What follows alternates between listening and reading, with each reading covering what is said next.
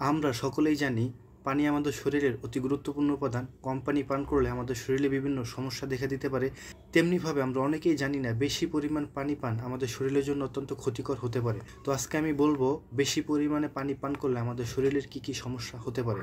আমরা যদি আমাদের প্রয়োজনের তুলনায় অতিরিক্ত পরিমাণে পানি পান করি তাহলে আমাদের শরীরে যে কন্ডিশন তৈরি হতে পারে সেটাকে বলে ওয়াটার ইনটক্সিকেশন। ওয়াটার ইনটক্সিকেশনের ক্ষেত্রে আমাদের রক্তে অতিরিক্ত পরিমাণে পানি চলে আসে। এর ফলে আমাদের রক্তে সোডিয়ামের মাত্রা কমে যায়, ফলে শরীরে ইলেকট্রোলাইটের ভারসাম্যহীনতা দেখা যায়।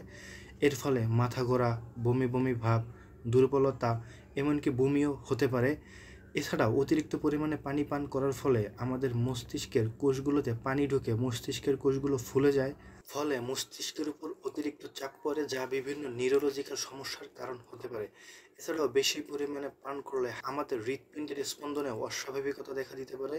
বেশি পরিমাণে পানি পান করলে আমাদের কিডনির উপরও চাপ পড়ে, এর ফলে কিডনি ক্ষতিগ্রস্ত হতে পারে। এখন আসুন একজন সুস্থ মানুষের প্রতিদিন কতটুকু পরিমাণ পানি পান করা প্রয়োজন। একজন সুস্থ মানুষের নর্মালি প্রতিদিন 2 থেকে 3 লিটার পানি পান করলেই যথেষ্ট। তবে অন্যান্য খাবার, শাকসবজি সব কিছুর সাথে সম্মিলিতভাবে হিসাব করতে হবে।